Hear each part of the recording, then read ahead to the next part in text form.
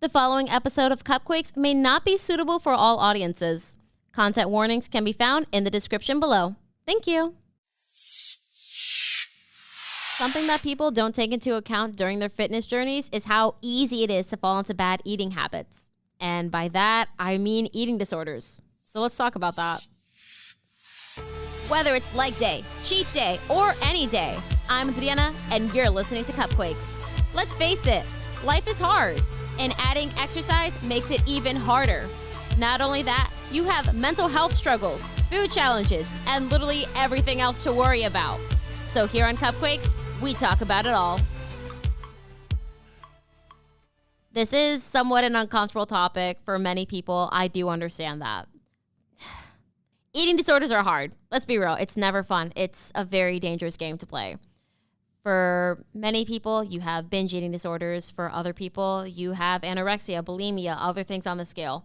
It's a very dangerous game. I'm not going to sugarcoat it. I will be dead honest with you. This is a very scary thing to have happen in your life. Growing up, I've always been an athlete. I was always in sports, always taking care of business, took care of school, everything like that. Something that I did not take care of was myself. And growing up, it's really started to show. I would go from a full day of school, no breakfast, refuse to eat school lunches because we know how school lunches are. They are absolutely disgusting. They had these little round pizzas, just horrible, absolutely horrible. Did not like them whatsoever. So refused to eat lunch.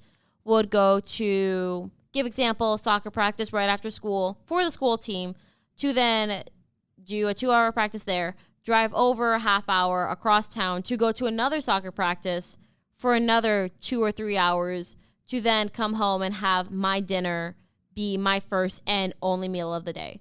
If people don't know, something like that is called OMAD, only one meal a day. For some people, this does work.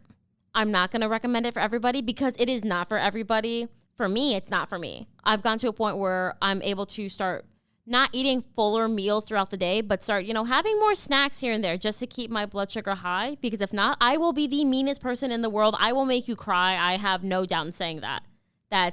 I'm not going to brag, but I will make you cry. And that's just it.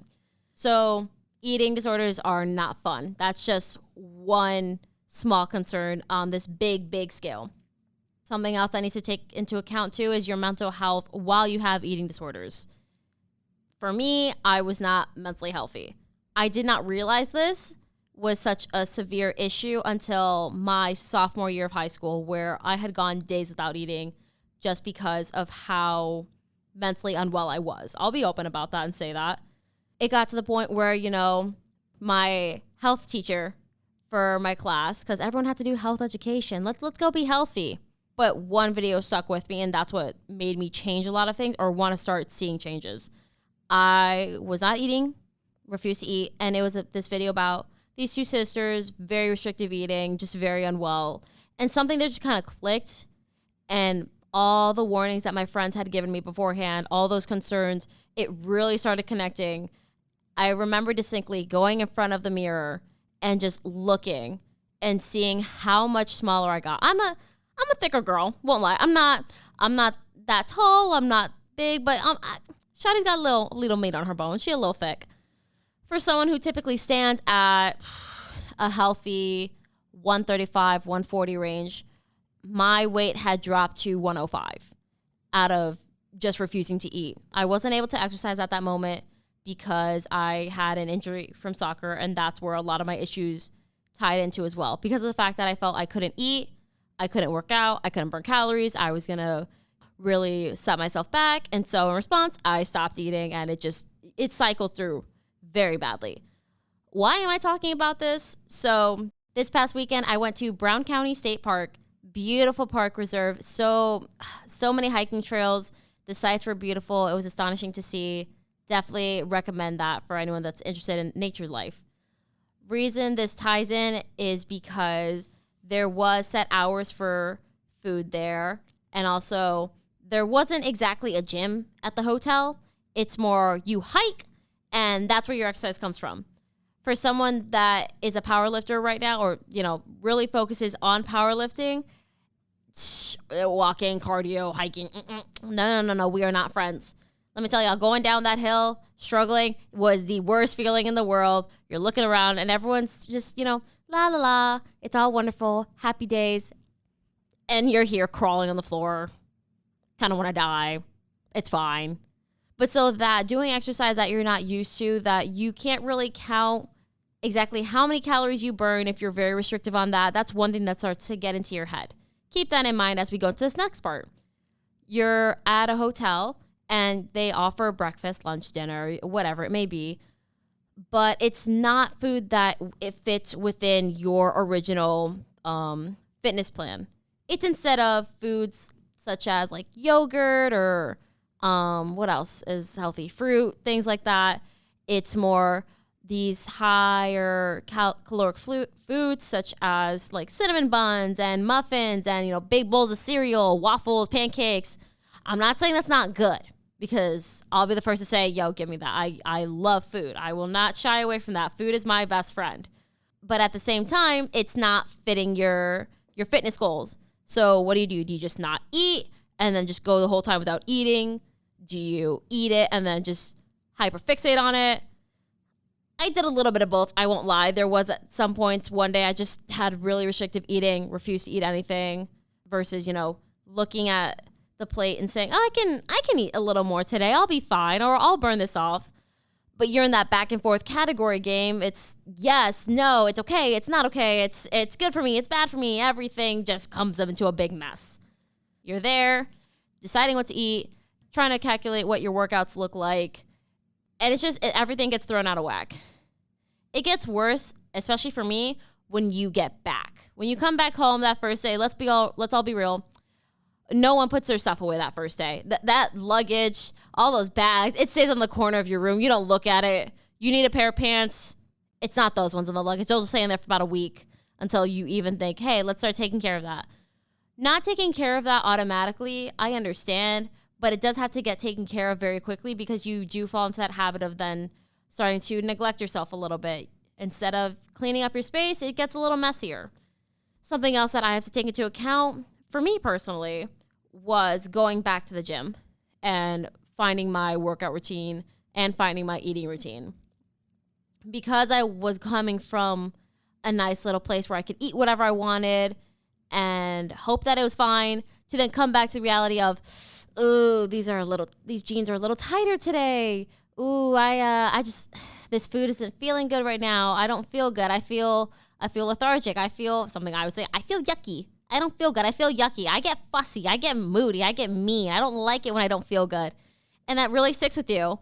So when you go to the gym to try to make yourself feel better, a common mistake that other people make, including me, because I've done this so many times, is you try to offset all the things you did on the weekend with a really hard workout, and you try going really hard for 2 days.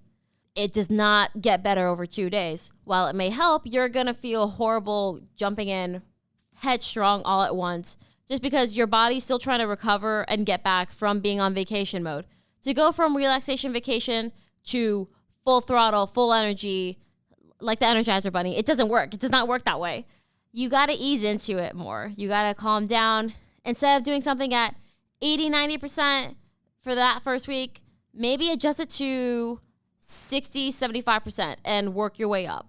It's going to be much more beneficial for you to start getting back into that healthy mindset of, okay, here's my workout for today. Let's readjust. Let's rebalance. You're going to stay much more consistent that way than you are when you're just trying to offset everything all at once. Now, as for eating, that's a hard bullet to bite, I won't lie. To come from all these wonderful, delicious, glorious foods to then come back to your fridge and see nothing. Or just see an old watermelon in the fridge. I say a watermelon because I'm currently guilty of that. It's just hiding out there. Besides the point. You come back and you're so used to having all these really luxurious foods to come back and not really see anything appetizing. So what do you really do? Do you just not eat because it's not as cool? What I do for me personally is I like to clean out my fridge, get rid of all the stuff that was there before I left, and then I go grocery shopping. I get a bunch of produce stuff. I get a lot of my leafy greens. I get some fruit. I get some veggies. You can walk around, get some meats. And something else that I have started trying now too, anytime I go out for the weekend, when I come back, I want to get one meal that I'm really excited to try, that I know it's going to help me. Or also I want to cook a meal that looks really intricate and looks difficult, but I know if it goes well, I'm going to be so excited to try it. And that's just how you can, really motivate yourself to get back into food and try not to fall into those negative habits of not wanting to eat or trying to binge eat. If you binge eat, you have healthy foods around you, so it's not going to be as bad for you. I'm not saying, just eat a bunch of lettuce and you'll be perfectly fine. That's not what I'm saying. Don't take that away. Have that be my takeaway. My takeaway is make sure that you feed yourself nutritional foods, but also let yourself have a little balance. I'm not going to say, don't get the donut. Don't buy a little thing of muffins, because I would buy the muffins, especially if they're on sale. I'm not going to turn down $3.99 muffins. That's who's going to do that. Give yourself a little bit of balance. You are getting back into your fitness routine. You are getting back into a healthier mindset of eating and more conscientious eating.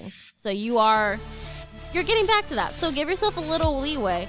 Have a little sweet here and there. Have a little reward. But also be cautious what you eat just to try to get yourself back on track. Once you're back on track and you find your routine again, then go back to what you were doing before, because it was working for you. And that's on Cupquakes.